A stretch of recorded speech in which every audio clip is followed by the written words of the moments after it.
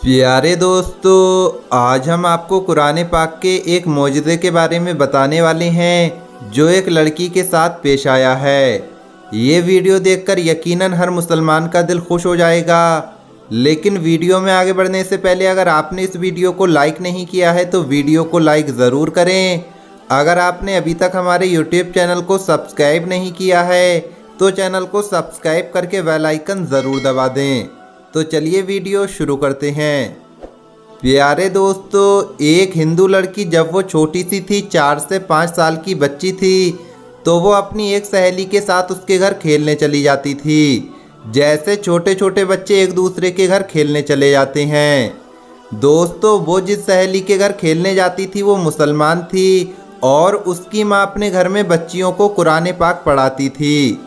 वो मुसलमान बच्ची थोड़ी देर तक तो इसके साथ खेलती रहती थी, फिर उसकी माँ कुरान पाक पढ़ने के लिए उसे बुला लेती थी। हिंदू बच्ची का ये दिल चाहता था कि मैं अभी घर नहीं जाऊं, और फिर वो उसी मुसलमान बच्ची के साथ कुरान पाक पढ़ने बैठ जाती थी। दोस्तों, ये हिंदू लड़की थी, इसने कायदा भी पढ़ लिया था और कुरान पाक भी अपनी मुसलमान सहेली के साथ पढ़ना शुरू कर दिया था। माँ बाप को कुछ खबर नहीं थी। जब मुसलमान लड़की ने कुरान पाक पढ़ना मुकम्मल किया तो इसने भी कुरान पाक मुकम्मल पढ़ लिया।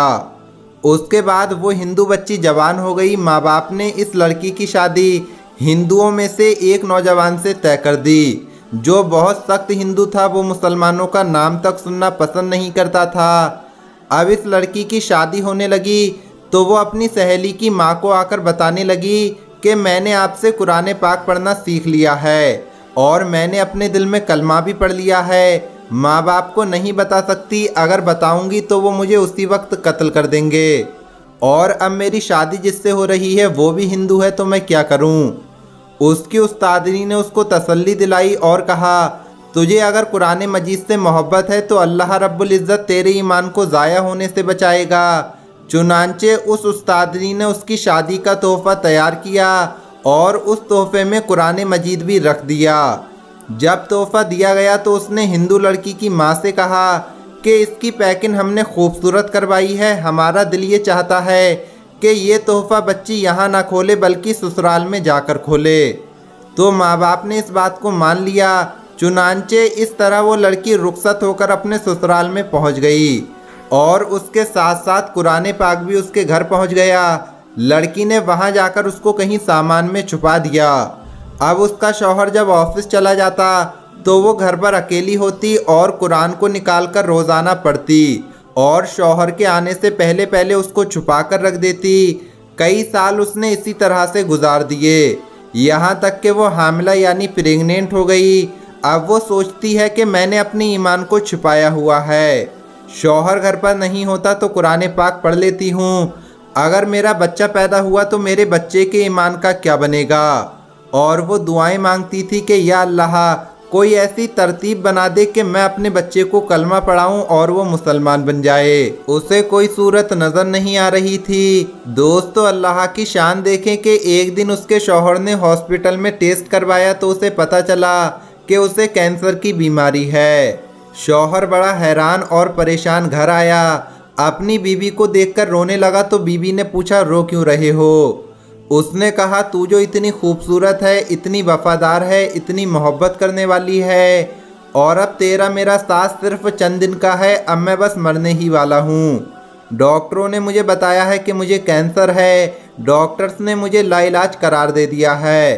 कैंसर इतना फैल गया है कि डॉक्टर्स कहते हैं कि मैं 1 महीने तक जिंदा रहूँगा। उसकी बीवी ने कहा, नहीं आप परेशान मत होइए, मेरे पास इसकी एक दवा है, वो मैं करती हूँ और मुझे उम्मीद है कि आप सेहतयाब हो जाएंगे। ये सुनकर शौहर ने वादा कर लिया कि अगर मैं सही हो गया तो जो तुम कहोगी मैं वही करूँगा, तुम्हारी हर ख्वाहिश पूरी करूँगा। उस लड़की ने कुरान पाक की सूरह फातिहा पढ़कर उस पर दम करना शुरू कर दिया और दम करके पानी पिलाना शुरू कर दिया, क्योंकि उसने अपनी उस्तादनी को देखा था कि वो बीमार बच्चों को सूरह फातिहा पढ़कर दम करती थी। शौहर ने पूछा, तुम ये क्या कर रही हो? तो वो कहती, मैं तुम्हारा इलाज कर रही हूँ, तुम्हारा मेरा वादा है कि अगर तुम सेहतमंद हो जाओगे तो बस मेरी बात मानोगे। तो शौहर ने आगे पूछना मुनासिब नहीं समझा कि तुम क्या करती हो और क्या नहीं करती हो। दोस्तों अल्लाह की शान देखिए कि 1 महीना वो लड़की सूरह फातिहा पढ़कर दम करती रही। फिर 1 महीने के बाद जब टेस्ट करवाया तो डॉक्टर्स ने कहा कि तुम्हें कभी ज़िंदगी में कैंसर था ही नहीं, कैंसर का नामो निशान तक तुम्हारे जिस्म में मौजूद नहीं है। अल्लाह ने उसको सेहत अता फरमा दी। जब रिपोर्ट्स बिल्कुल क्लियर आ गई तो शौहर ने बीवी से कहा कि मैं अपना वादा पूरा करना चाहता हूँ, बताओ तुम क्या कहती हो। उसने कहा आप कलमा पढ़ो और मुसलमान हो जाओ। शौहर ने पूछा कि तुम ये बातें क्यों कर रही हो। लड़की ने अपनी पूरी स्टोरी सुनाई कि मैं अपनी सहेली के साथ मुसलमान औरत के घर जाती थी और मैंने वहाँ से कायदा पढ़ा और कुरान पढ़ना सीखा और मैं दिल में मुसलमान हो गई थी। और जब आप दफ्तर चले जाते थे तो मैं आपके पीछे कुरान पाक की तिलावत करती थी और मैं दुआ करती थी कि अल्लाह करे आप भी मुसलमान बन जाएं और मेरी होने वाली औलाद भी मुसलमान हो जाए। और अब आप मेरी बात मानें और अपना वादा पूरा करें। प्यारे दोस्तों अल्लाह की शान, उस नौजवान ने कलमा पढ़ा और वो भी मुसलमान हो गया। फिर उस औरत के यहाँ बेटा पैदा हुआ, बेटे को भी कलमा सिखाया गया। अब ये मियाँ बीवी और बेटा सब मुसलमान हो गए। इनको डर ये था कि अगर हम मुसलमान होने का इजहार कर देंगे तो हमारे बिरादरी वाले हमें ज़िंदा नहीं छोड़ेंगे। शौहर ने कहा तुम इसकी फ़िक्र ना करो, इसका बंदोबस्त मैं करता हूँ। उसने अपनी जॉब के लिए सऊदी अरब में अप्लाई किया और अल्लाह ने उसको एक अच्छी जॉब अता कर दी।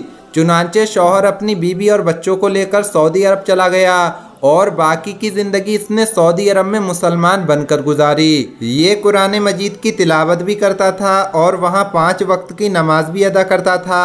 प्यारे दोस्तों अगर आपको ये वीडियो अच्छा लगा हो तो इसे लाइक ज़रूर करें, ज़्यादा से ज़्यादा शेयर करें। अगर आपने अभी तक हमारे YouTube चैनल को सब्सक्राइब नहीं किया है तो सब्सक्राइब भी कर लें। मिलेंगे अगली वीडियो में। अस्सलाम वालेकुम, अल्लाह हाफिज़।